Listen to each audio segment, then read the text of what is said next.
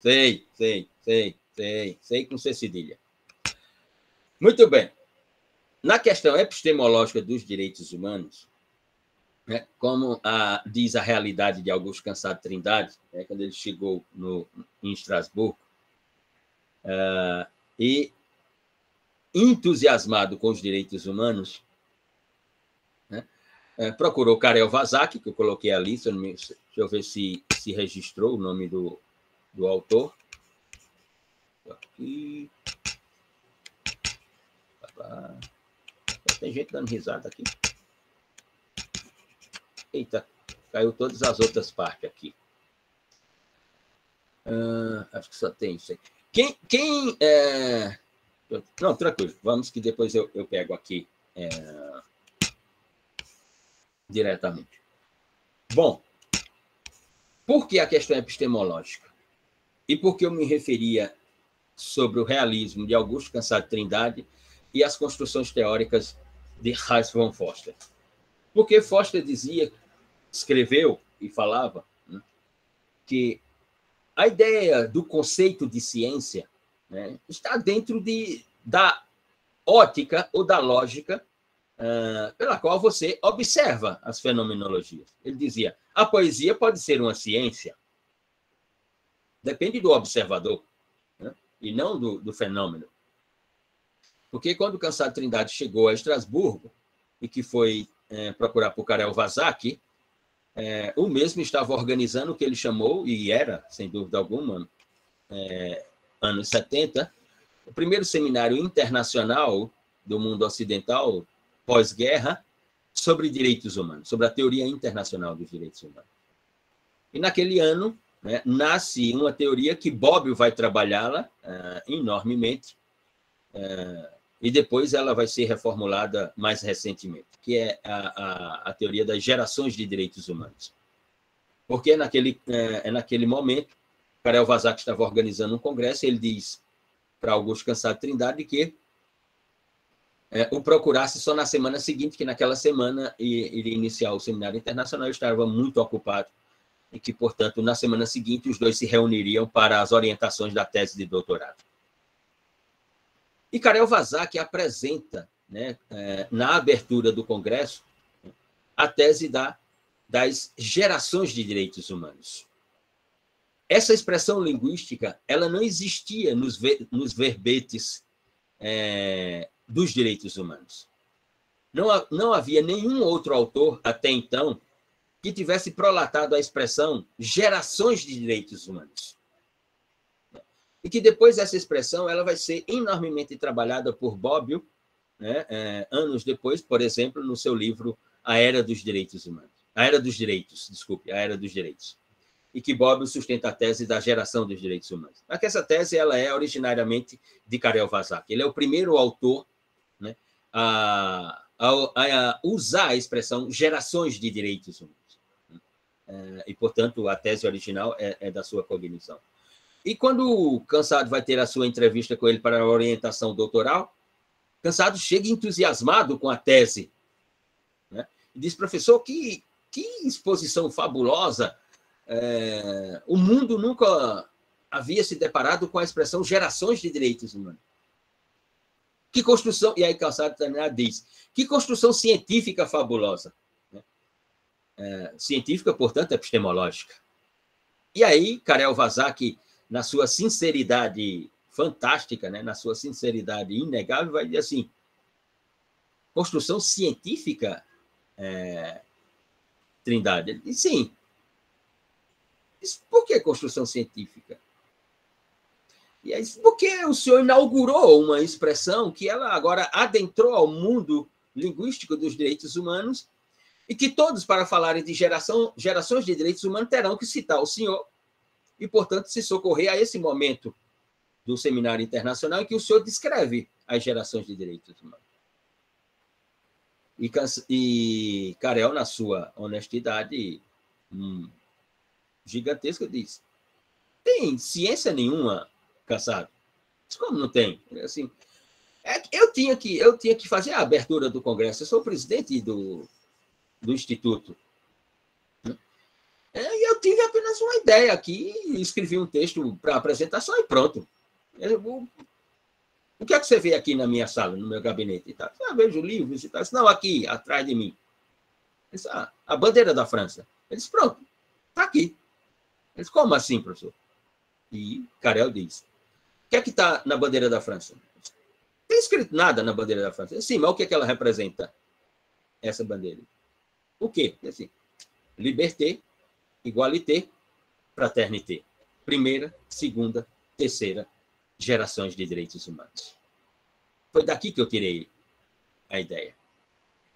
Ora, se nós interpretarmos que isso é epistemologia, então existe uma epistemologia dos direitos humanos.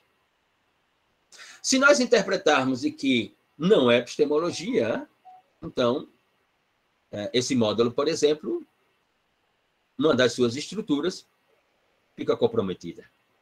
Se nós interpretarmos que aquele momento, em 10 de dezembro de 1945, quando Eleanor Roosevelt dá a porrada na mesa, e diz, essa declaração não vai se chamar aquilo que os franceses querem, ela não vai se chamar aquilo que o pensamento europeu em conjunto está querendo que ela se chame, essa declaração ela vai se chamar Declaração Universal dos Direitos Humanos.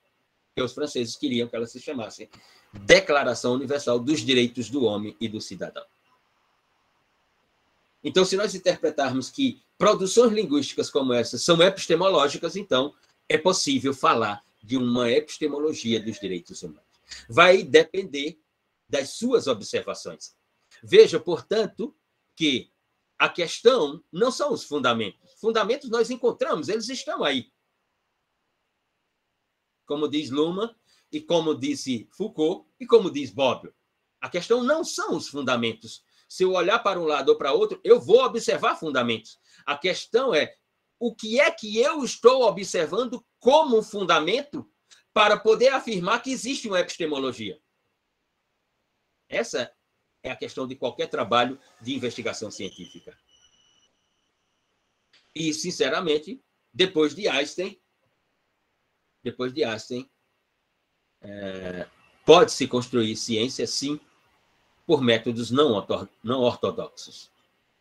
Porque a partir de Einstein, como diz ele, não existe descobrimento ou razão. Tudo é invenção da mente humana. Ou seja, quando Einstein diz que toda e qualquer construção teórico-científica é uma invenção da mente humana, ele está dizendo o que os construtivistas estão dizendo. Toda e qualquer construção científica é uma invenção do observador. E você, eu, nós somos os observadores. Então, com a nossa cognição e com a nossa linguagem, tudo pode ser transformado em ciência. Porque fundamento não nos falta. A questão, mais uma vez, para encerrar com essa parte, não são os fundamentos, mas as escolhas. As escolhas que nós faremos para dizermos que a nossa cognição e linguagem tem fundamento. E esse fundamento é epistemológico. Essa é a questão da investigação. E que, obviamente, não existe uma metodologia geral para isso. Trabalhar com metodologia geral é um absurdo completo. Aliás, eu vou utilizar aqui a expressão de Saramago. É uma cegueira completa. Se não é uma cegueira completa, é um ensaio sobre a cegueira. Querer construir uma metodologia geral, desconsiderando as complexidades a partir do próprio observador. Porque, como eu me referi aqui, o fenômeno é o mesmo, mas Luhmann faz uma construção, Bobbio faz outra construção, Foucault faz outra construção, por mais que a conclusão possa ser convergente. Mas o caminhar é distinto, o caminhar é diferente. Por quê? Porque cada um é um observador, e cada um observará o fenômeno a partir de si próprio. Ou seja, eu jamais observarei o fenômeno denominado direitos humanos a partir de Marta, de Juliana, de Cleito, de Godoy, de Natália ou de qualquer outro aqui. Eu observarei a partir de mim, como diz Rafael de Jorge. Então, como é que eu posso ter uma metodologia geral? Não há sentido. Não há sentido que eu diga aqui, não há sentido epistemológico em metodologia geral. Porque cada um vai construir a sua ciência, como diz Hayes von Foster. E na hora que você defender e que for aprovado, será reconhecido como ciência. Juliana? Ô, professor, então a epistemologia seria aquilo que o senhor já falou em outras aulas, que remete, acho que é o texto de Rafael de Jorge também, o termo em alemão que é autoexplicativo? Exatamente, o Archelung-Prinzip. Epistemologia é Archelung-Prinzip, porque se a epistemologia, e aqui eu vou utilizar a técnica kantiana de produção do saber e do conhecimento, se a epistemologia é a ciência que determina o que é ciência, quem diz que a epistemologia é ciência? Aí nós chegamos. Ela própria. Essa é a questão. Então, ela é autopoética. Ela é autoexplicativa. Ela é o quê? Autorreprodutora. Ela é o quê? Autorreferenciada. Ela é o quê? Autorreflexiva. E ela é o quê? Circular. Não há como fugir disso. Paulo? Professor, justamente sobre esse ponto que o senhor está falando, o texto que é do debate de Luhmann e Max Weber, ele até fala que a própria comunicação, que no sistema social, né, o que ele diferencia em torno, né, o que faz ele se diferenciar do seu entorno é justamente a comunicação, né, essa comunicação desse sistema autopoético. E aí, professor, essa comunicação que tende sempre a se produzir e reproduzir constantemente. Sim. Aí a minha dúvida é, como acontece essa produção e reprodução dentro desse círculo autopoético? Até que ponto esse pensamento se apropria daquele de Hegel, na famosa tese, síntese e antítese? Muito bem, Paulo. Deixa eu iniciar sobre a manifestação de Paulo a partir de uma provocação. Façamos a seguinte reflexão. Quantas palavras você tem nas suas pastas para produzir texto? Quantas palavras você conhece? Quantas palavras você tem catalogadas na sua memória? Quantas? Inúmeras. Sim, exato. Aí a pergunta seguinte: quantas palavras novas você acrescentou a esse seu dicionário nas últimas, 48 horas? Você se deparou com alguma palavra nova no sentido de que você não a conhecia, você não a dominava. E a partir dela ter aparecido agora, você a observou, você foi saber a etimologia dela e agora você domina essa palavra. Quantas? Várias também, realmente. Então, veja, se nos nossos textos estiverem sempre as mesmas palavras, o que é que eu vou estar criando? Qual será a criação? Porque, veja, deixa eu me apropriar aqui de 2 exemplos. O que é que faz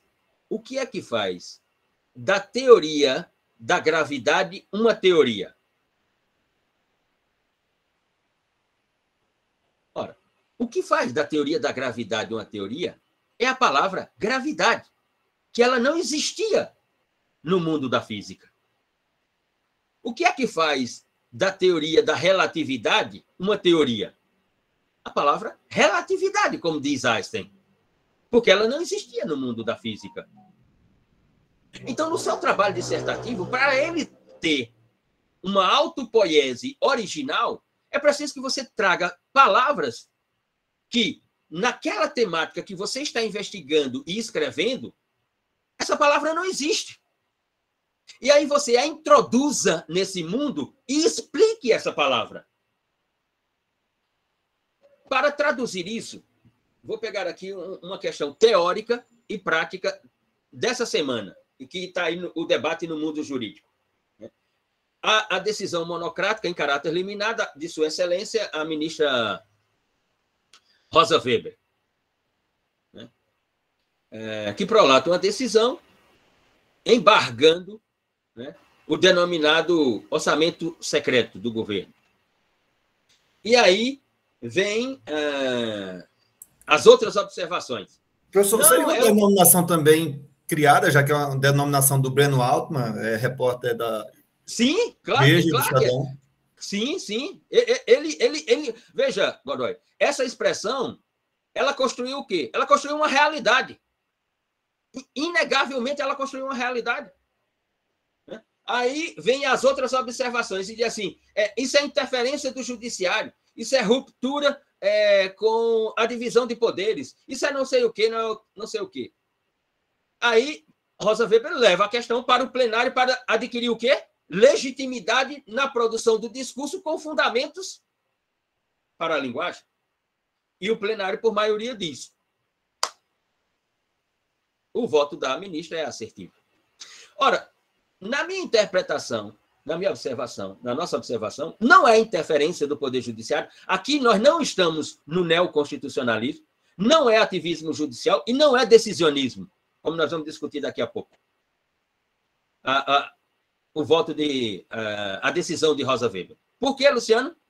Porque Rosa Weber está prolatando uma decisão à luz do que nós interpretamos como constitucionalismo, daquilo que Kelsen chamou de legitimidade pelo procedimento.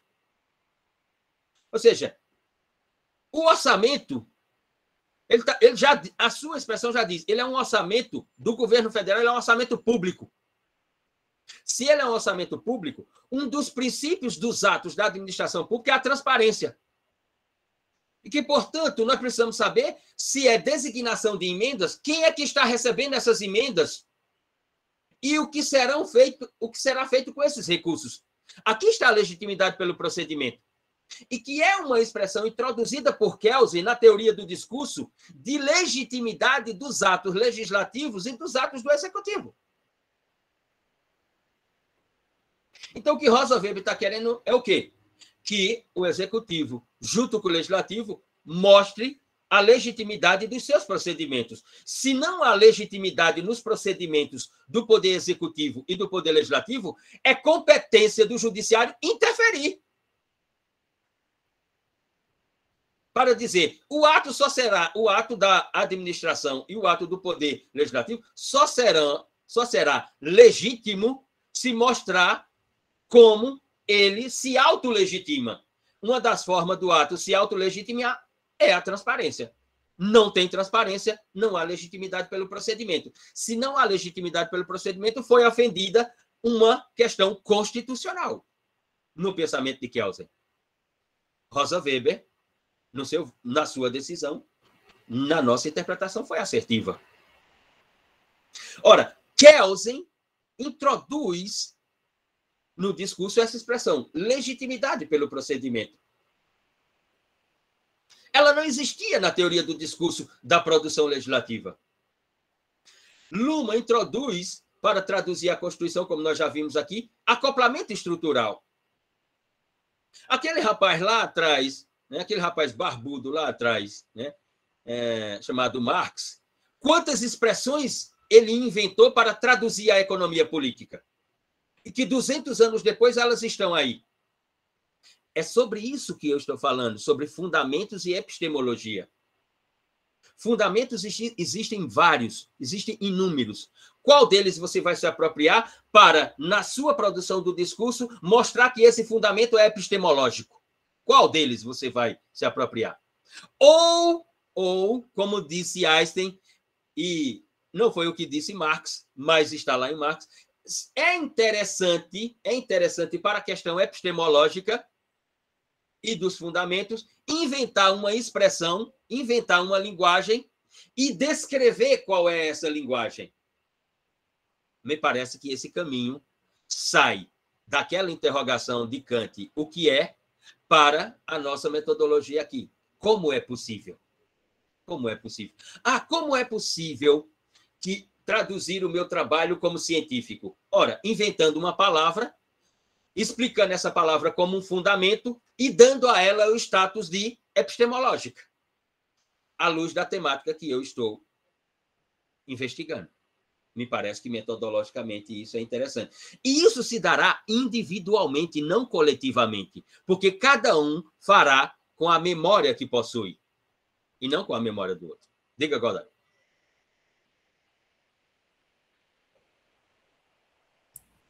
Só para informar, assim, meio que no insight da sua fala, que essa questão do acoplamento, palavra que sempre eu acho muito chata de pronunciar, pelo que eu vi no texto do Lucas Trindade, ele utiliza ela também para todos os outros subsistemas, né? Ela é utilizada na, vamos dizer assim, o acoplamento não acontece só entre o direito e a política, mas como no primeiro momento eu imaginei ao ler os primeiros textos, mas entre os outros subsistemas também, inclusive o Lucas, ele vai formando em que momentos, em que palavras-chave vai acontecer esse acoplamento, não é isso? Exato. Ela se tornou uma palavra que determina as conexões entre sistema e subsistema. Ela se tornou uma expressão que ela constrói essa conexão, né? E vamos aqui também não nos esquecermos que a palavra acoplamento, né, antes de ser usada por Luhmann, ela já tinha sido usada por Weber.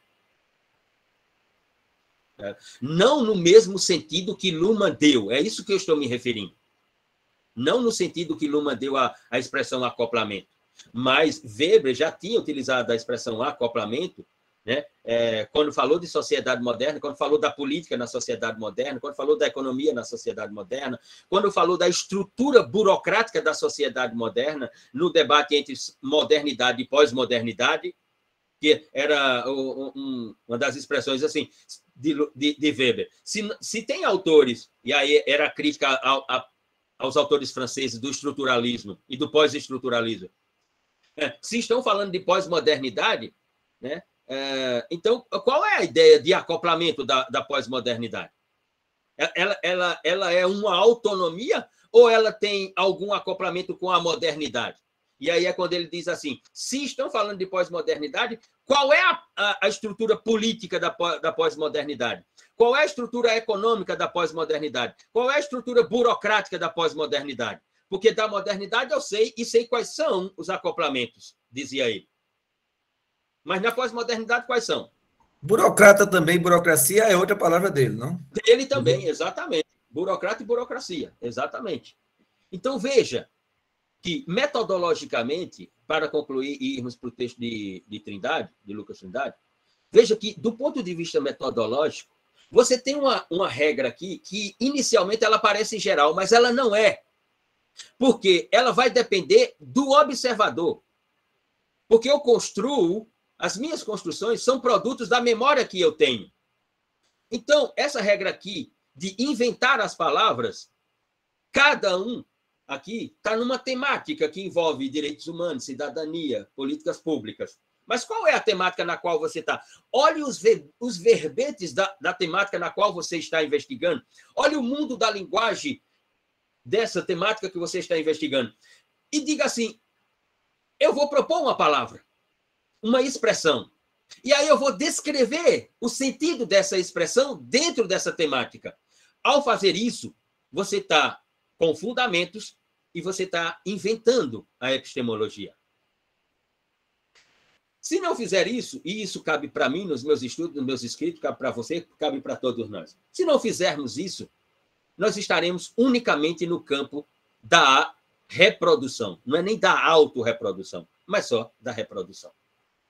Somente isso. Ou seja, o que eu estou querendo dizer é, à luz de Einstein, invente. Faça fusão de palavras, dê sentido a essa fusão de palavras, invente palavras, se aproprie de palavras de outros espaços do saber.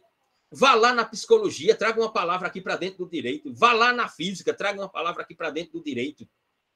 Para dentro da política pública, para dentro da ideia de cidadania, para dentro da ideia do próprio direitos humanos. Vá em outros mundos do saber e traga essa expressão, ressignifique essa expressão. dê um outro sentido à expressão, diz, olha, essa expressão lá na psicologia tem um sentido. Aqui, em cidadania, eu vou dar outro sentido a ela.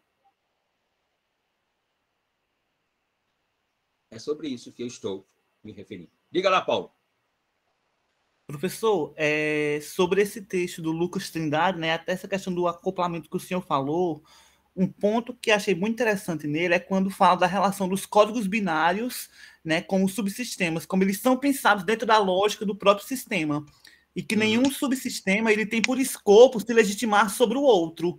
E aí, eu percebo isso no próprio direito. Aí, se eu corrigir, se eu estiver errado, o senhor pode até me corrigir.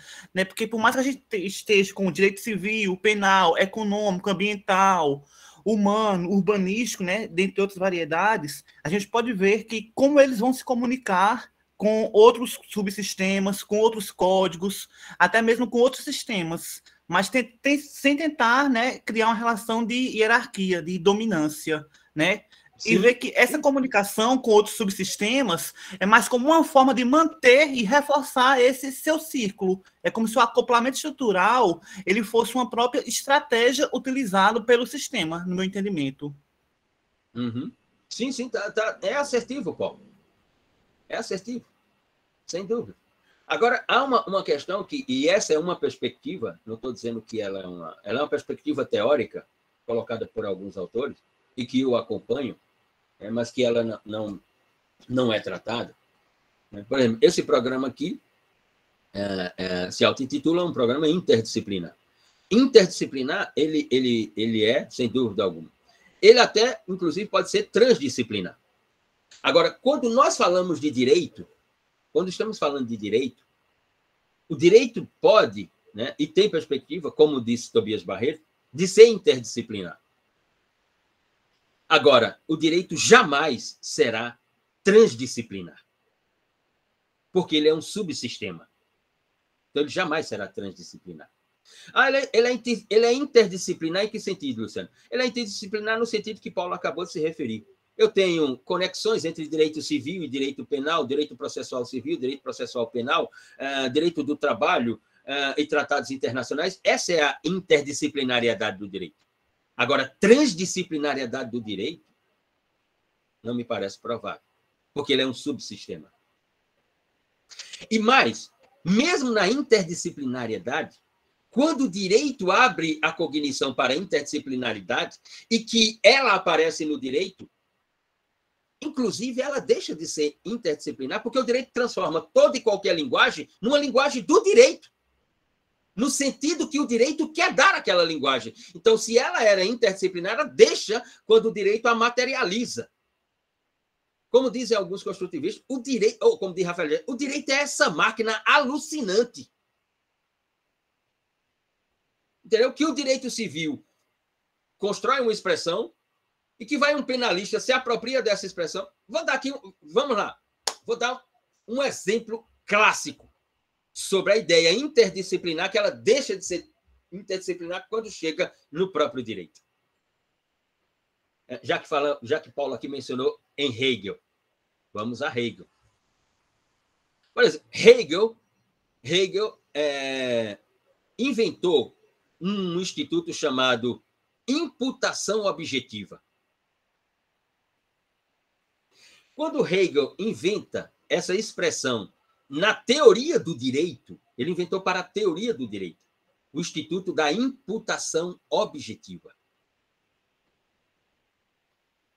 Hegel vai dizer, na teoria do direito, nós temos olhares e que podem construir e devem construir um instituto denominado de imputação objetiva, que é eu atribuir uma responsabilidade a alguém, né, que firmou um contrato, alguém que praticou uma ação, alguém que se tornou obrigado, alguém que é o garante, alguém que não sei o quê, não sei o quê, não sei o quê. Muito bem.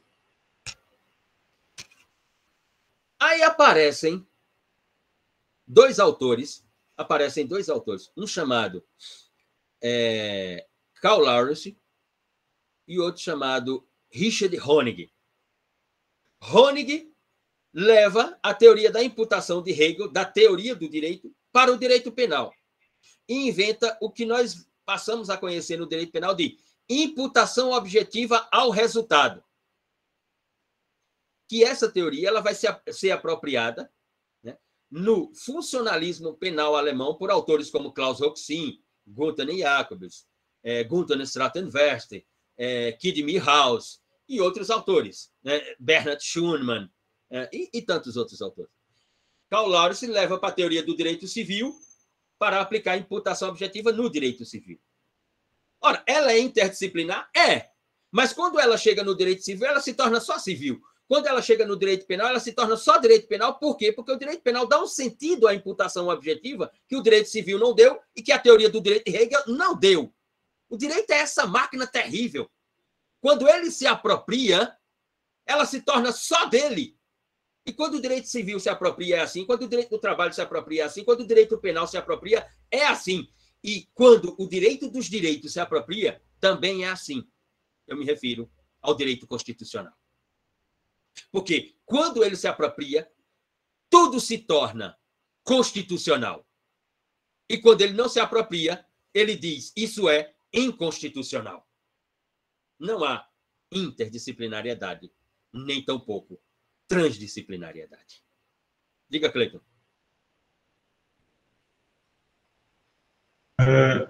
Nessa proposta de que a recomendação até para desenvolver nossos estudos, nossas teses, seria pautada na você buscar em outras ciências, né, em outros sistemas, palavras e ressignificar.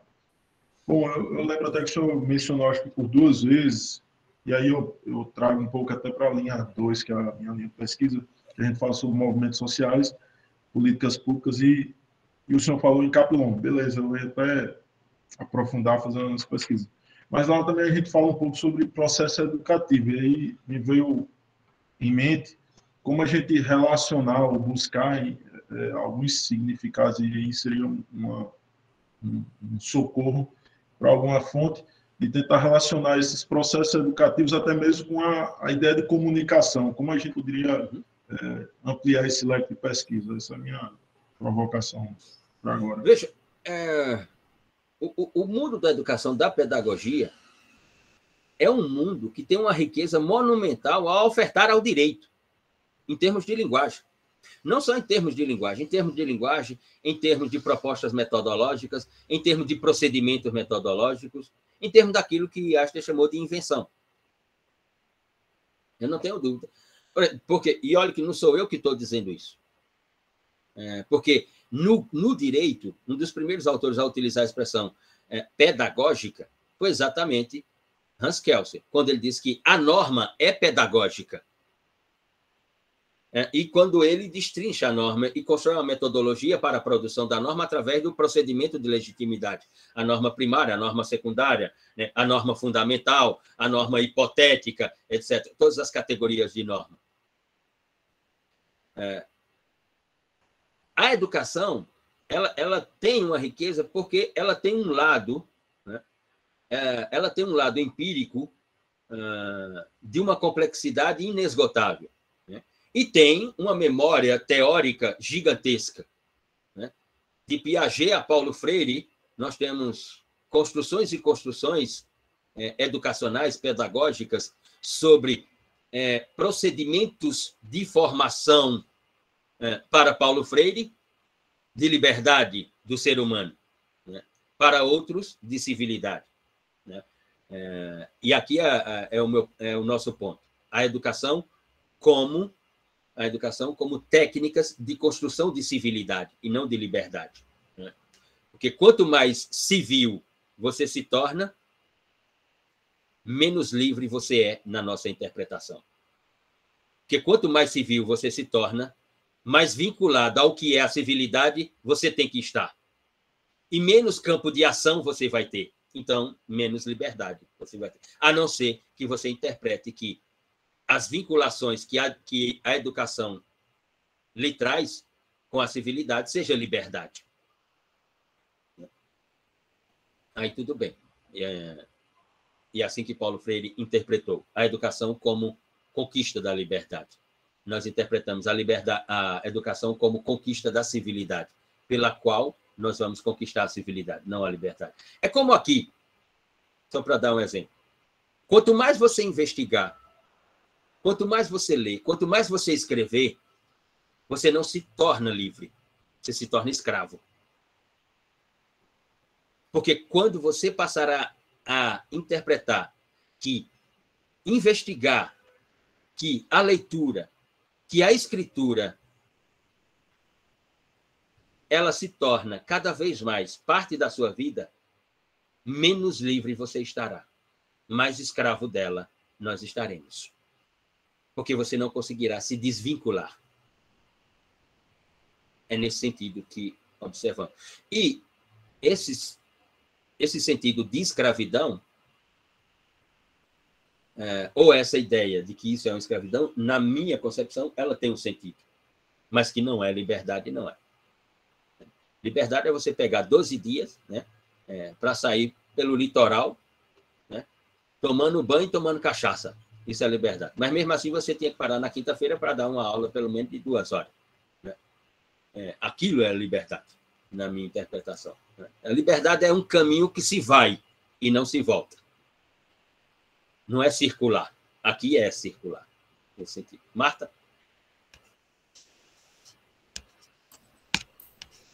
Bom, professor, voltando um pouco, né? Luhmann entende que a sociedade moderna como sociedade funcionalmente diferenciada, né? A questão da comunicação. Se a comunicação, como forma diferenciada em relação ao ambiente, reduz a complexidade, o uso da própria comunicação, já estou falando do texto, o uso da própria comunicação na diferenciação interna ao sistema social aumenta a complexidade do mesmo, né? Uhum. Sim.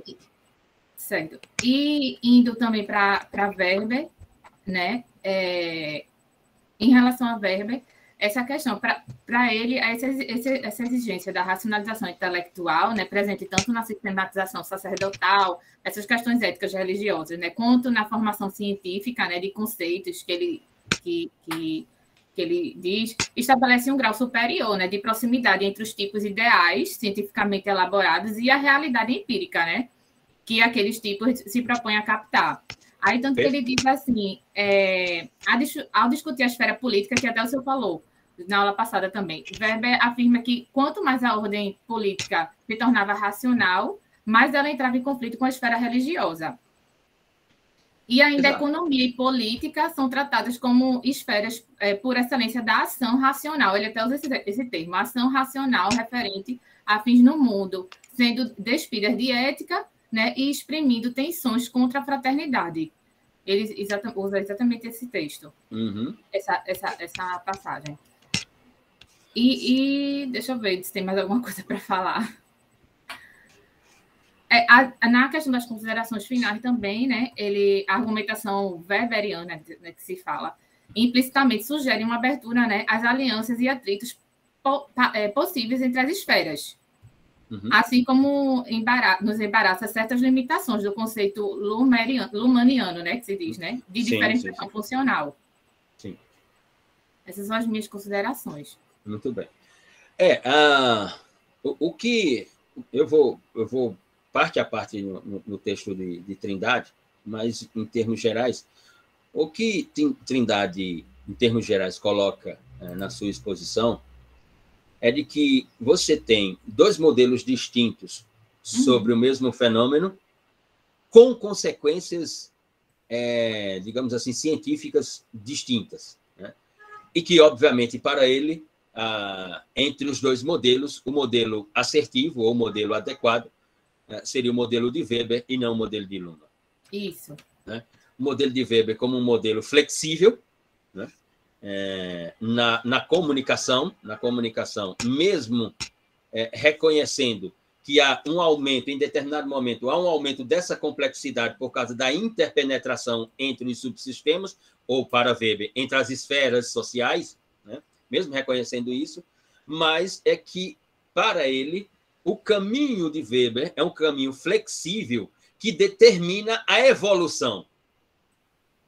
A proposta de Luhmann é uma proposta formal, né, rígida, inflexível, que não admite a interpenetração, mas que também, ao mesmo tempo, reconhece que há a perspectiva do aumento da complexidade e que, portanto, esse modelo não deve ser seguido.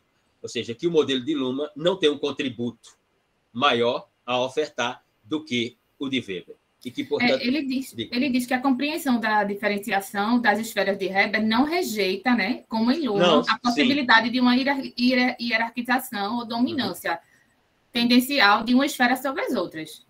Sim, exatamente. Do lado de Luhmann, essa perspectiva não pode existir para ele, Luhmann, né? Porque ele sustenta exatamente do ponto de vista metodológico e das observações que conseguiu construir, né, a autonomia e independência do subsistema quando criado pelo sistema e que, portanto, por serem autopoéticos, que para Weber não são, né? Ou seja, as esferas sociais para Weber não são autopoéticas. E por que elas não são autopoéticas, Luciano? Porque para Weber a religião não parte de si própria, né? Pelo contrário, a religião inventa um modelo de sociedade, né? Seria exatamente o contrário, na ideia de Luhmann, seria algo inadmissível, um subsistema criando o sistema, né? Ou seja, a religião criando uma sociedade, né? Para Luhmann, isso é absurdo. Não. É a sociedade que cria a religião, né? E quando cria a religião, ela se torna autônoma da sociedade, porque ela se torna um subsistema desse sistema social e porque ela é fundamentalmente autopoética. Ela não precisa da sociedade para existir como subsistema, porque ela adquire, na sua autonomia, ela adquire uma estrutura autorreprodutora. Ela vai inventando os seus momentos teológicos, né? Ela vai inventando as suas passagens teológicas, e essas passagens teológicas autoalimenta o subsistema chamado religião, e expande, e se autoexpande no sentido de autocriação desses episódios que, na sociedade, nem sempre se constata, né? Como assim, Luciano? Já dou a palavra, Paulo. Por exemplo, e aqui, com todo respeito, o máximo respeito à sua escolha religiosa, mas 2 momentos cruciais no mundo das esferas sociais de Weber, né, que ele parte das religiões tradicionais. Por exemplo, no judaísmo, os 10 mandamentos, as tábuas de Moisés. Alguém já viu? Onde elas estão? Como é que um povo que guarda as suas escrituras, não tem as tábuas? Um povo que até hoje espera o Messias, com base nas suas escrituras, não tem as tábuas. Onde estão as tábuas? Do lado de cá, o cristianismo. Onde está o Santo Sudário? Onde estão as vestes com as quais Cristo foi colocado na catacumba e que depois ressuscitou? Onde elas estão? Mas essas 2 religiões constroem realidades com essa linguagem a partir de si própria, de um episódio criado por quem? Inventado por quem? Por elas próprias, não pelo sistema social. Essa complexidade das tábuas e do Santo Sudário não vem do sistema social, mas vem do subsistema, a própria religião. Autopoeticamente, para Luhmann, nesse sentido. Eu estou interpretando aqui com a questão da abordagem sistêmica. Para Weber, não. Para Weber, exatamente o contrário. Não. Há uma interpenetração da sociedade com o sistema, do sistema religião, com outro sistema, com a política, e assim se dá essa construção toda, que é uma das bases no campo do direito de Marcelo Neves, da crítica que ele faz a Luhmann, exatamente por essa ideia da confluência e flexibilidade entre os subsistemas. Para Luhmann não existe. Diga lá, Paulo. Nessa lógica que o senhor está falando, professor, que a Marta falou, então, o que eu compreendi do texto, né, e aí corrige se eu estiver equivocado, é que, enquanto que Luhmann compreende o subsistema como algo intransitivo, né, e por isso fechado em si, Max Weber parte de uma compreensão diversa, no sentido assim, de que as esferas sociais, por serem autônomas, tendem a estar mais abertas. Então, enquanto um compreende algo fechado, o Max Weber compreende algo mais aberto, né? Exato. Mas, por exemplo, quando um padre reza a missa, ele reza a missa, eu estou me referindo aqui ao padre católico, né? Como diz o italiano, um priete. Quando ele reza a missa, e olha que nessa viagem com a minha mãe, assisti 2 missas, né? Assisti 2. Ou seja, já paguei minha cota. Né? Assisti 2. E uma já tem vaga no céu, viu? Já tem vaga no céu. Já tenho minha cadeira. Uma eu até assisti observando com atenção e tal, não sei o quê. Eu digo, olha, tá interessante esse discurso do padre. Mas a outra foi um desastre. A segunda foi um desastre. Porque a segunda era exatamente no dia de finados, e o padre constrói, ele primeiro vai explicar a palavra finados. Aí ele constrói a etimologia da palavra finado por finalizados. Aqueles que foram finalizados. Eu só lembrei do UFC. Né? Eu disse, o UFC, sábado à noite, que eu gosto de assistir aquele negócio. Os finalizados e tal, não sei o quê. E esse dia é muito importante. Eu digo, o padre vai construir um discurso como? Esse dia é importante por quê? Porque é um dia de acionar a memória, né? Para você refletir sobre pessoas queridas que estão no túmulo, pessoas que deram contributos à sua formação, né? À sua vida, etc. Não. O que é que o padre faz? Ele diz, hoje é um dia de finados, os finalizados, esse é um dia importante porque todos nós vamos passar por ele, então é preciso prestar atenção no que é que nós fazemos em vida para não ir para o purgatório. Eu disse, que porra de missa é essa, bicho? Num dia como esse? Ou seja, de vez de dizer assim, olha, vá lá, se você foi ao cemitério hoje pela manhã, refletiu sobre a pessoa que está lá, o contributo que ela deu na sua vida, a ideia de gratidão, né? Já que nós vamos passar por isso também, é o nosso futuro, o futuro é esse. Era uma missa ameaçadora, ou seja, tome cuidado em vida para você não ir parar no purgatório, porque você vai morrer daqui a pouco, não sei o que lá. A partir de si próprio. É puramente autopoético. Né? E aí vai para a passagem do purgatório, não sei o quê. Ou seja, em outras religiões, por exemplo, se eu for lá para o islamismo, vai ser a mesma coisa, a leitura é a partir do livro do Islã. Se eu for lá para o judaísmo, a leitura é a partir da Torá. Se eu vou aqui para o cristianismo católico, para alguns, pode ser tanto do Antigo Testamento quanto do Novo, para outros só do Novo Testamento, etc. E tal, mas a partir de si próprio. Por isso que para Luhmann é autopoético. Para Weber, não. Há uma contaminação. Contaminação aqui é interpenetração entre esse mundo teológico e o mundo social. Né? Nesse sentido. Juliana? Professor, complementando o que Paulo falou sobre que Luhmann vê os subsistemas mais fechados e Weber de uma maneira mais variável, mais aberta. Juliana, deixa eu só lhe interromper. Tá. Devemos interpretar isso. O sistema para Luhmann é fechado por causa da sua estrutura. Ele parte da estrutura. Por exemplo, qual é a estrutura da religião cristã católica? Ora, é o paradigma de Cristo, o novo evangelho, de Mateus, de Tiago, de André, de João. Essa é a estrutura. Então, ela parte dela.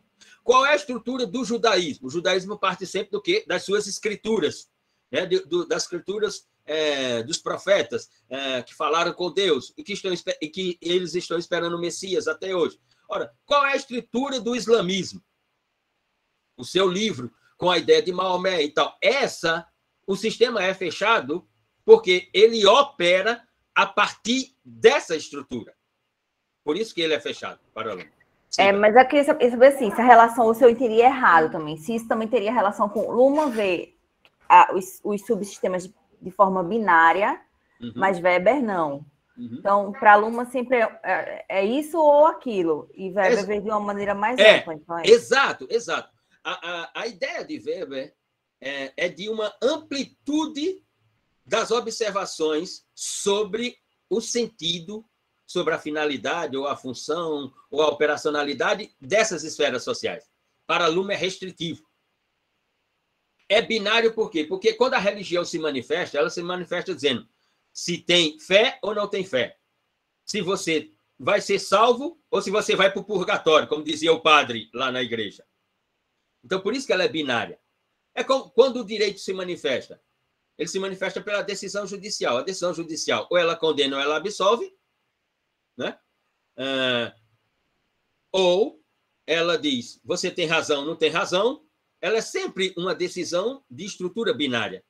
Ela ou reconhece ou não reconhece. A religião é assim. A economia é assim. Ou você tem acesso ao produto ou não tem acesso ao produto. Ou você produz o produto ou não produz o produto. Ou você distribui o produto ou não distribui o produto. Ou você compra ou não compra. Ou você vende ou não vende. Essa é a ideia de estrutura binária, que para Weber não tem sentido. Para Weber não tem sentido.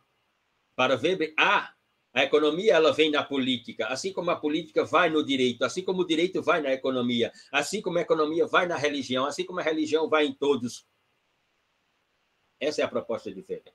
Tá assertiva, digamos assim. Mas vamos lá ao texto de Trindade. No último encontro, nós partimos da ideia de heurística, que ele propõe uma heurística, mas quando você lê as conclusões, não tem essa heurística.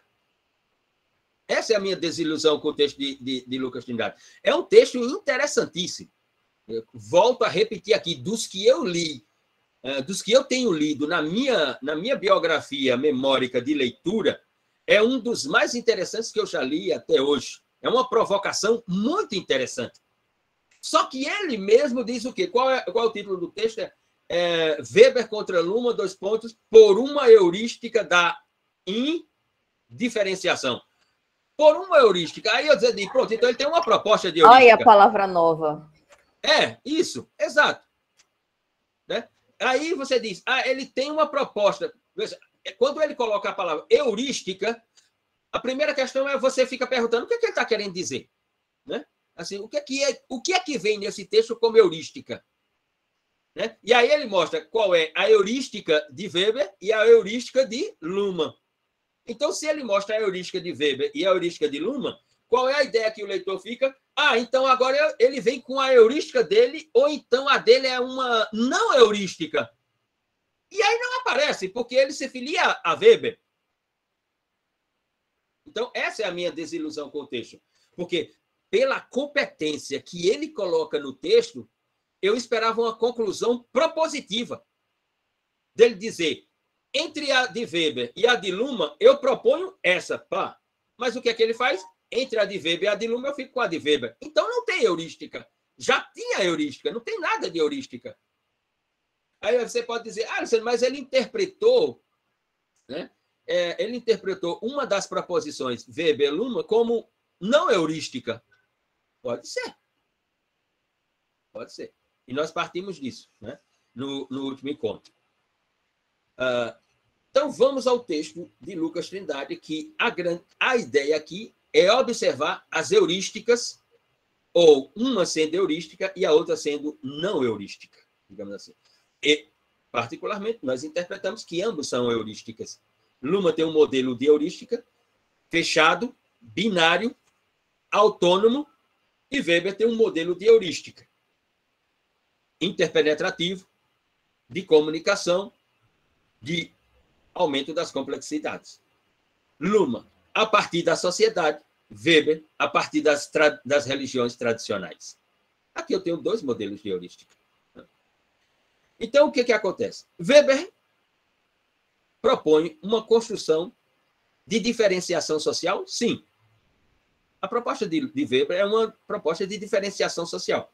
De diferenciação social entre as esferas, mas não de autonomia entre elas, mas sim de que, com a interpenetração, nós teremos hierarquias entre essas esferas sociais. E que, inclusive, para Weber, a religião é, digamos assim, a number one. Seria a number one. Mas Luhmann, por sua vez, constrói esforços, né?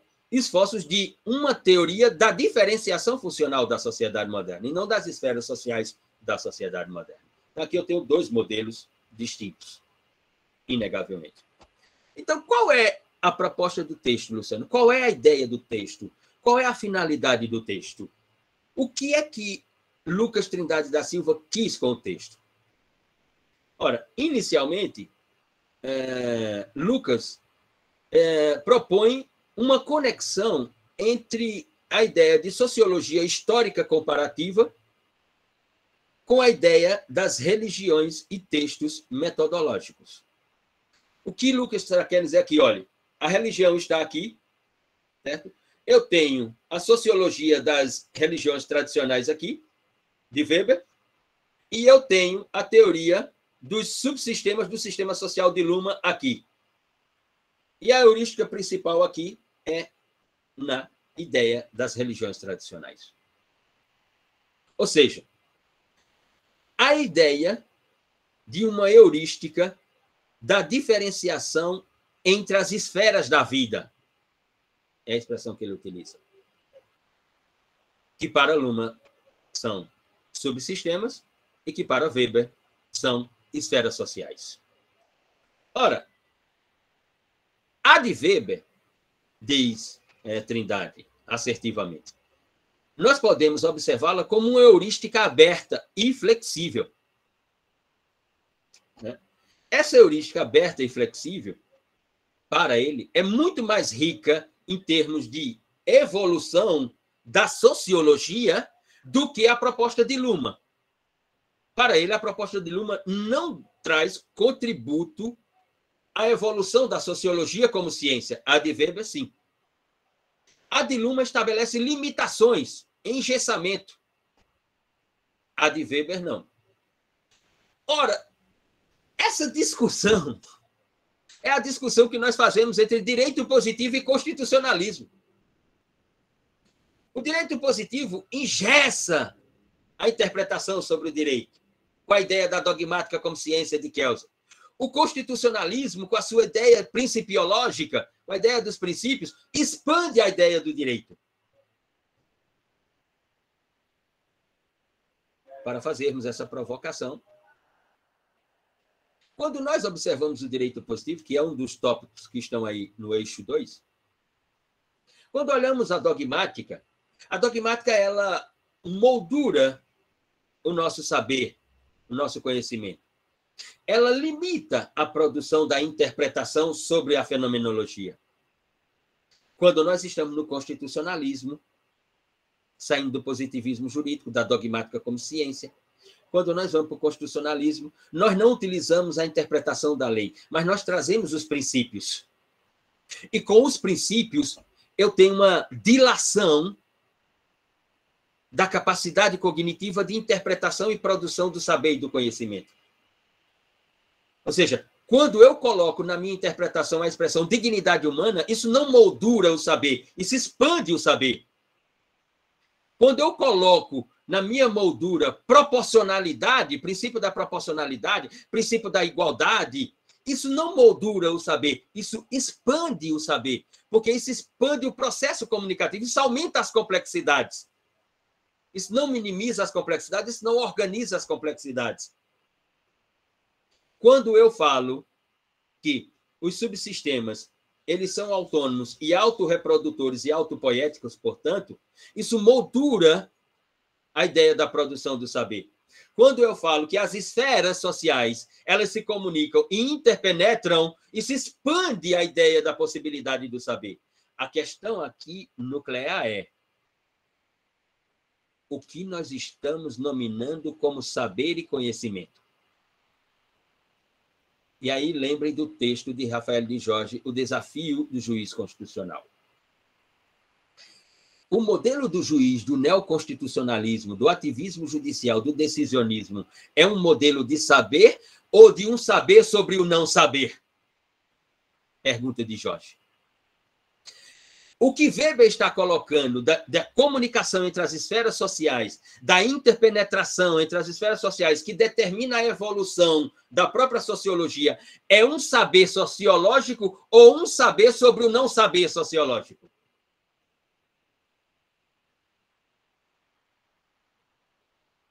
Para Lucas Trindade, é um saber, porque determina a evolução da sociologia.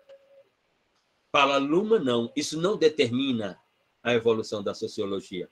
O que determina a evolução da sociologia é exatamente a autonomia dos subsistemas e a sua estrutura autopoética, e não a comunicação com o sistema social ou com a comunicação com os outros subsistemas sociais. Vamos voltar aqui ao positivismo e constitucionalismo. O que é que os constitucionalistas diziam? Com o direito constitucional, que é um direito da realização material, nós teremos uma realidade concreta do direito, fugindo da realidade legal formal do positivismo jurídico de Kelsen, que engessa tudo. O constitucionalismo vai realizar materialmente. Ora, o constitucionalismo aumentou as complexidades no sistema. O positivismo organizava essas complexidades no sistema. Qual é o retrato que nós temos hoje do constitucionalismo? Ele resolve os problemas da sociedade moderna, criado pela própria sociedade moderna? Parece-me que não. Parece-me que não. Então, ele determinou uma evolução em termos de complexidade, e não em termos de evolução. Porque nós não evoluímos. Porque se nós tínhamos problemas com o sistema positivista, hoje nós temos uma série ou uma rede de problemas muito maior com o constitucionalismo, com o neoconstitucionalismo, com o ativismo judicial e com o decisionismo. Nós só aumentamos as complexidades, nós não determinamos a evolução. Qual foi a evolução do direito que nós assistimos com o constitucionalismo? Pelo contrário. A não ser que nós interpretemos que, como dizia Kelsen, a não ser que nós interpretemos que a ascensão do juiz na sociedade moderna e a decadência do legislador na sociedade moderna seja uma evolução. E quais as consequências dessa evolução que nós estamos assistindo? Em o labor judicante ser muito mais relevante do que o labor legislativo. Essa evolução, ela foi contributiva para a sociologia política, para a sociologia do direito? Essa evolução? Não sei. Então, essa é uma primeira parte das ideias colocadas por Lucas Trindade. Weber, numa heurística aberta e flexível, Luhmann, num sistema formal, fechado, autopoético, de limitações. E que, para ele, não é o caminho a ser seguido, o de Luhmann, mas sim o de Weber. E aí ele traz 3 propostas. Lucas Trindade traduz 3 propostas. Diz ele: temos que tratar o conceito de diferenciação funcional em Luhmann e suas implicações. Essa é uma das propostas do texto. Então, quais são as implicações desse modelo de diferenciação funcional de Luhmann? As implicações são afirmar que não há comunicação entre os sistemas, que não há hierarquia entre os subsistemas, que não há hierarquia entre os subsistemas, que não há interpenetração entre os subsistemas, que são limitados e formalistas. Segundo, que ele concentra, essa proposta de Luhmann concentra unicamente em considerações intermediárias e que não observa os seus vínculos com o que os alemães chamam de Wissenschaftslehre, ou seja, com a ciência da teoria, com a ciência da sociologia, ou com a sociologia como ciência, ou com uma teoria da ciência, Wissenschaftslehre, ou seja, uma teoria da ciência. O modelo de Luhmann engessa a teoria da ciência. E a terceira é que, à luz do modelo de Luhmann, se conclui com os argumentos enriquecidos dos elementos anteriores. Esse sistema fechado é uma conclusão em si própria. Essas são 3 propostas que estão lá para analisar a teoria de Luhmann ou a teoria de Luhmann denominada de teoria da diferenciação funcional na sociedade moderna, que é um modelo a não ser seguido, formalista. Mas essas observações e propostas, elas estão dentro do espectro, digamos assim. O modelo de Luhmann é esse mesmo. Mas aí ele parte no texto para algumas construções que me parecem, para duas especificamente, desculpa, para três especificamente, elas me parecem complicadas. E aí eu me afasto. A primeira delas é o modelo de Luhmann, com a invenção do ambiente, e o ambiente para Luhmann somos nós. Ele e nós. Porque sem o observador não vai haver cognição. Sem cognição não haverá linguagem. Sem linguagem não há comunicação. Sem comunicação não há sistema social. Sem sistema social não há subsistema social. Nota que é uma metodologia cronológica. Então, diz Lucas Trindade, o modelo de Luhmann, ao criar um ambiente, ele se torna um modelo anti-humanista. O que é ser anti-humanista? Só uma provocação a partir dos subsistemas. Judas foi anti-humanista? Judas seria o anti-humanista do cristianismo? Afinal de contas, o que é que Judas fez?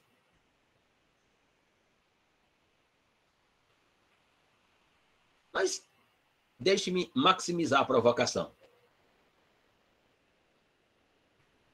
Numa passagem profética. Pedro, o primeiro Papa, teria sido anti-humanista ao negar Cristo 3 vezes? E que Cristo falou que ele o faria isso? Está no Novo Evangelho. Novo que já tem 2000 anos. Né? Esses dois personagens seriam anti-humanistas?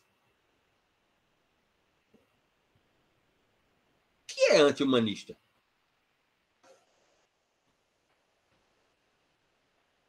Dizer que nós somos, numa proposta teórica, afirmar que nós somos o ambiente do sistema, na nossa interpretação, é, inclusive, posicionar todos nós como o personagem irrenunciável sem o qual não haverá sistema. Porque se não forem as minhas ideias, se não forem as suas ideias, não haverá sistema. Veja, se não forem as aulas dos professores nesse programa e vocês para produzir as pesquisas e os textos nesse programa, esse programa como sistema não existe. Se vocês não produzirem dissertações, se eu não vier aqui, Gustavo Batista, Marlene França e tantos outros não vieram aqui lecionar módulos, trazer fontes, mostrar teorias, etc., esse programa não existe como sistema. Nós somos o ambiente desse sistema. E sem nós esse sistema não existe. Uma proposta teórica dessa menospreza o humano de dizer o humano é o ambiente do sistema. Pelo contrário, nos dá autonomia na ideia de reconhecimento da capacidade cognitiva e de produção de linguagem. Nos tira da metafísica. O antropocentrismo diz, não, o homem é o centro de tudo. Por que o homem é o centro de tudo? Com base numa ideia teológica. Ou seja, uma teoria que diz, você é a imagem e semelhança do Criador.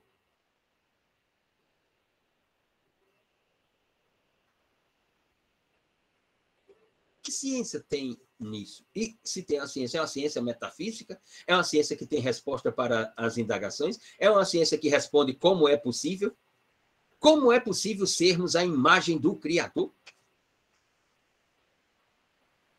Como é possível o homem ser o centro de tudo? Então, quando Trindade legitima essa ideia de anti-humanista no pensamento de Luhmann, me parece um equívoco monumental. Monumental.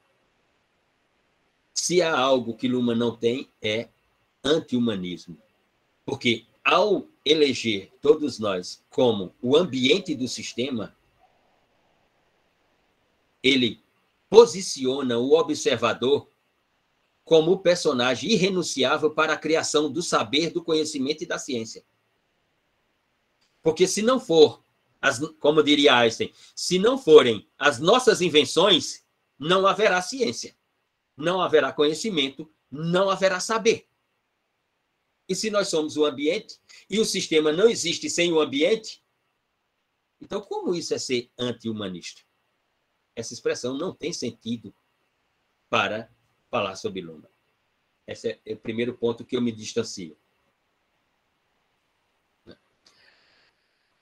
A outra questão, outro ponto que ele coloca existem sistemas autorreferenciais, autopoéticos.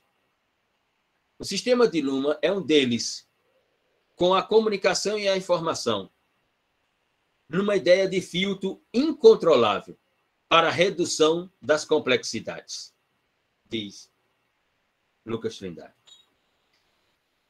Aqui eu me aproximo nesse ponto. Por quê? Porque é exatamente isso. A função dos subsistemas, ou a função das esferas sociais para Weber, no pensamento de Luhmann, é minimizar as complexidades, como eu já disse aqui, que para nós aqui não tem estrutura para isso. É organizar as complexidades. A religião, olha o papel que a religião constrói, de autonomia e autopoético, funcional operacionalmente. Você chega lá, né? Aí diz para o padre, eu pequei, padre. Pecou, meu filho? Cobicei a mulher do próximo, padre. Eu pequei. O padre diz, Bom, você reza 20 Ave Maria, 50 Santa Maria, mais uns 200 Padre Nosso, ajoelhado, né? Compre 1 quilo de milho, ajoelhado no milho, faça isso. E você não estará mais em pecado. Ora, para Luhmann, isso é minimizar as complexidades do sistema social. Porque cobiçar a mulher do próximo se deu lá no sistema social, como forma de comunicação pelo ambiente, que somos nós. A religião vem, tira essa complexidade do sistema social, minimiza essa complexidade do sistema social a partir dela própria. Dizendo assim, olhe, você reza Ave Maria, Santa Maria, Pai Nosso, e não estará mais em pecado. Enquanto que lá no sistema social estão produzindo outras complexidades da mesma natureza que serão levadas para o subsistema religião e ele tomará a mesma decisão minimizando as complexidades. Para Luhmann é minimização das complexidades. Para Luciano Nascimento é organização das complexidades. Ou seja, os subsistemas eles cumprem a função de filtro incontrolável na redução das complexidades para Luhmann. Para Weber, não. Para Weber, é a interpenetração da religião no sistema social, como esfera do sistema social, e maximiza as complexidades.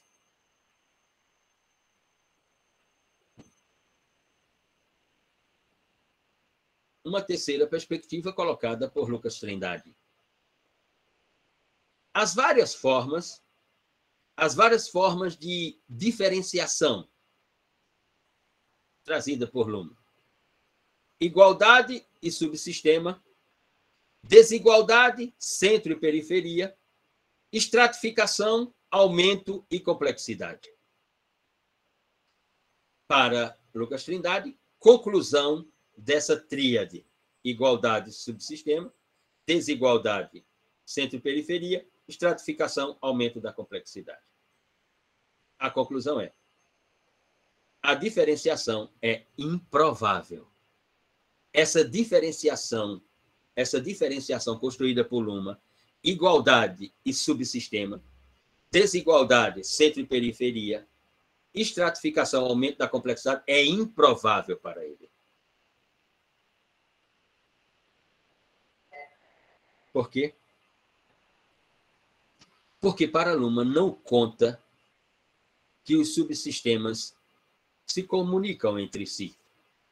E para Lucas, com base em Weber, os subsistemas, ou não, as esferas sociais se comunicam entre si. Por exemplo, quando aquele que cobiçou a mulher do próximo sai de lá e vem a religião buscar uma salvação para não estar mais em pecado, aqui está a comunicação entre sistema social e esfera social, religião. E a religião, ao tomar uma decisão, fazendo o camarada ler Ave Maria, Santa Maria e Pai Nosso, ela aumenta as complexidades e não diminui as complexidades.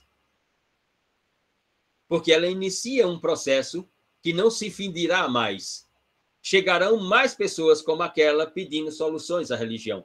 Para Luma, isso não é um processo que se inicia, porque para Luma não se sabe quando é o início, só se sabe que se iniciou, mas quando foi o início, não se sabe. E mais ainda, ao constatar isso, isso se torna circular e não evolutivo. Não há evolução nisso para Luma. Há uma circularidade para Luma. Ou seja, há quanto tempo a religião faz isso? Há quanto tempo o cristianismo faz isso? O cristianismo católico faz isso. Nós podemos dizer que há centenas e centenas e centenas de anos que existe esse procedimento de se confessar com o padre. Então, isso é evolução ou isso é circularidade?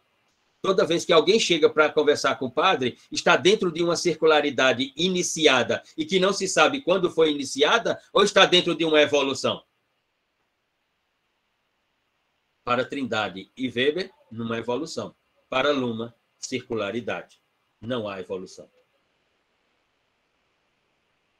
E essa é a ciência da sociologia da religião.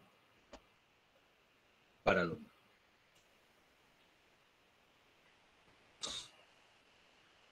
Para Luma, e vai de Trindade, existem ruídos entre os sistemas. Ruídos, sim. Existe ruído entre os sistemas. Né? E que esses ruídos entre os sistemas é gerado pelo acoplamento, pela ideia de acoplamento entre o subsistema e o sistema. Afinal de contas, o subsistema tem que enviar as suas complexidades para o subsistema. A sociedade tem que enviar as suas complexidades para as esferas sociais, para a economia, para a religião, para a política, para o direito, na ideia de Weber. Na ideia de Luma, é enviar as complexidades para o subsistema minimizar essas complexidades. Para Weber, não. Como elas se interpenetram, aumenta sempre as complexidades. Ou seja, o que Lucas Trindade está construindo no seu texto é um debate dialético, né?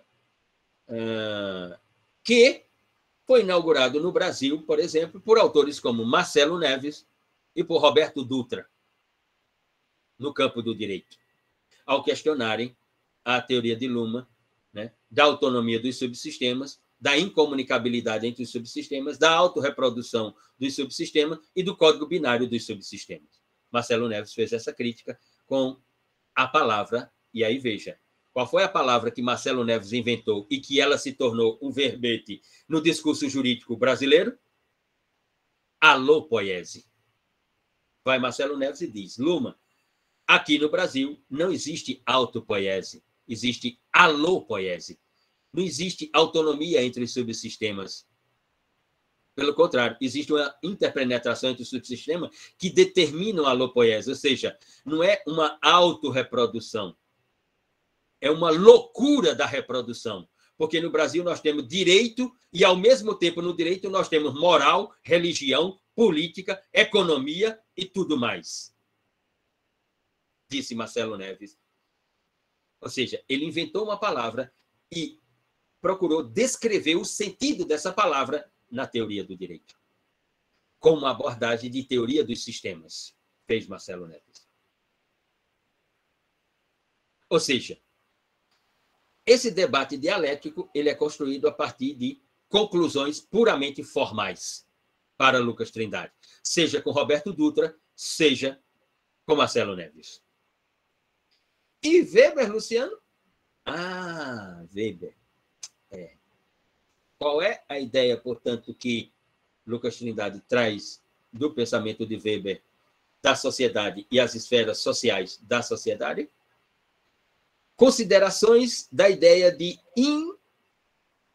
interpenetração entre esferas sociais e sociedade moderna. A ideia de refletir sobre ruptura? Não.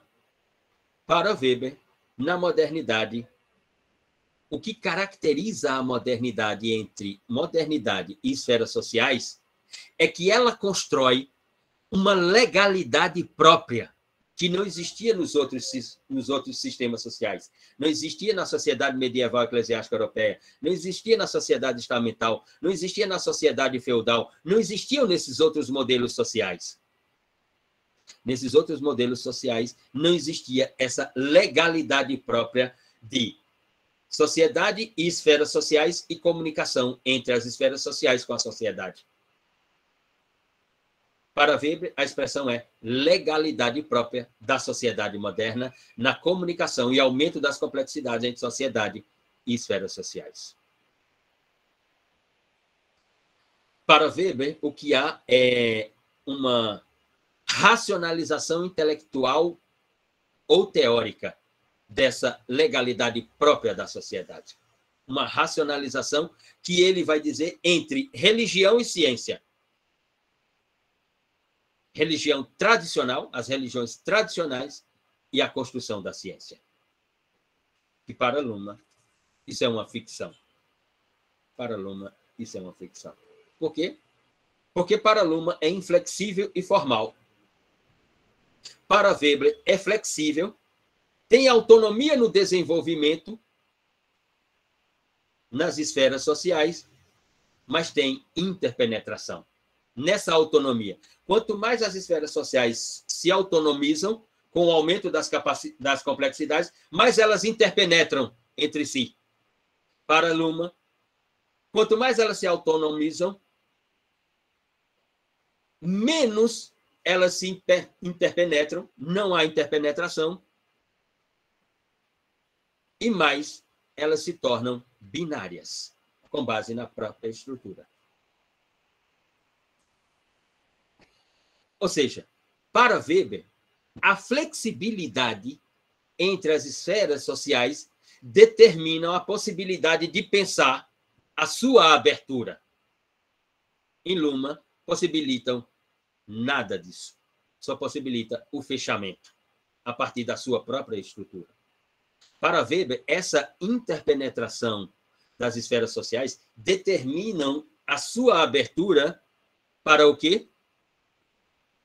Para o que movimentos como o constitucionalismo, o neoconstitucionalismo estão vivendo, possibilitam a conciliação e a tensão entre elas próprias, as esferas. Quando o direito vai à política, isso seria uma interpenetração com possibilidades de quê? De, ao penetrar, construir uma conciliação entre o que era tensão entre política e direito, e que agora tem que haver uma convergência. E aí essa convergência terá que ser construída entre os dois subsistemas, política e direito. Ou seja, a interpenetração, ela se dá, para Weber, por causa da tensão entre as esferas sociais. Mas quando ela se realiza, a ideia é a construção do que Habermas vai chamar do quê? Consenso. O fim disso, alguém falou aqui no chat, deixa eu só olhar. O fim disso é a procura do consenso. Paulo, professor, tenho que sair. Tranquilo, Paulo. O fim é o quê? A construção da harmonia, ou seja, o fim é transformar em harmonia aquilo que era tensão, por causa da interpenetração entre as esferas. Ou seja, essa possibilidade de conciliação das tensões nas esferas sociais, como a religião, ou seja, religião e política, religião e direito, religião e economia, religião e sociedade, que inicialmente ela é tensão, essa possibilidade de conciliação da tensão para o consenso, para a harmonia, para Weber, ela tem que se dar a partir de uma ética.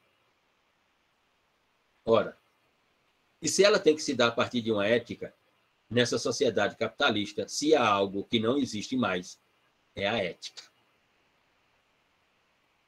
Então, o modelo de Weber, nesse modelo de sociedade capitalista, e principalmente de um capitalismo tecnológico, ele é improvável na nossa interpretação.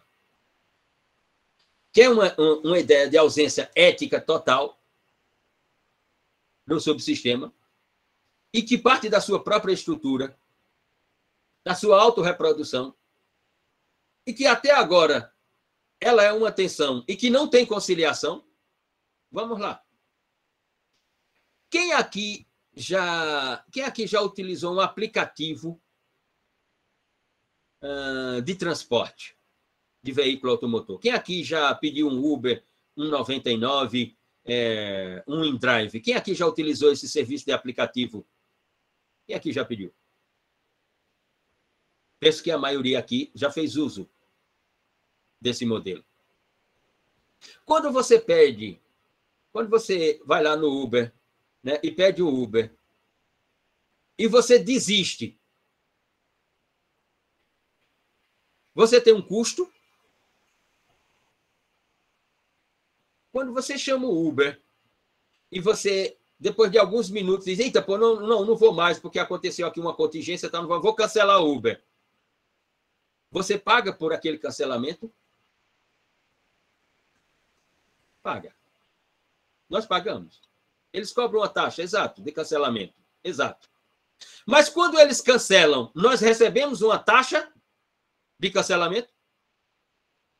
Quando você chama o Uber, né, que você está lá 5 minutos esperando, que falta 1 minuto e meio para ele chegar, e aí ele cancela, você recebe uma taxa de cancelamento do Uber?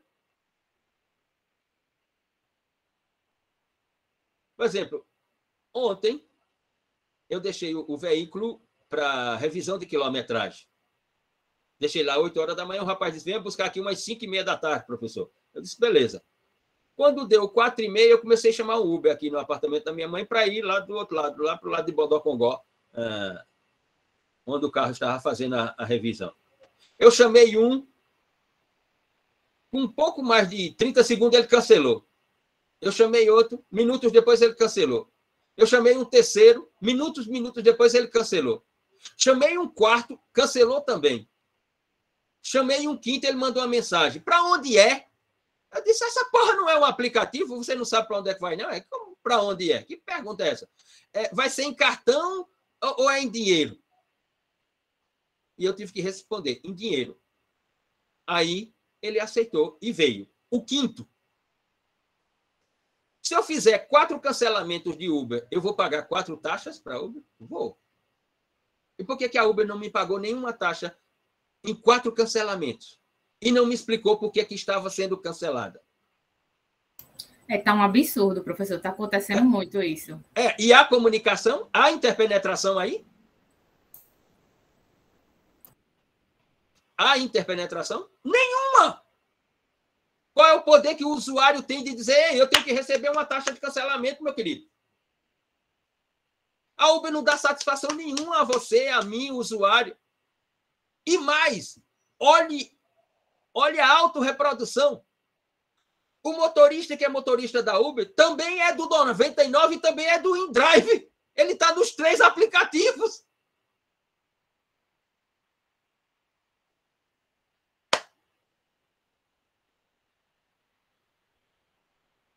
Qual é a interpenetração que teve aí? A tensão foi transformada em harmonia? A tensão foi diluída e houve um consenso? Não! O custo ficou só de um lado. O motorista da Uber, com ele não vai acontecer nada. O prejuízo é unilateral. É claro, o prejuízo é unilateral, não há interpenetração. Aí você vai dizer: Luciano, mas essa é uma questão de regulamentação. Vai propor para um deputado um projeto de lei, dizer: Excelência, precisamos de um projeto de lei que penalize a Uber na hora que o camarada cancelar. Se der 2 minutos, ele vier e depois de 2 minutos ele cancelar, o usuário tem que receber uma taxa. Para ver quem é que propõe um projeto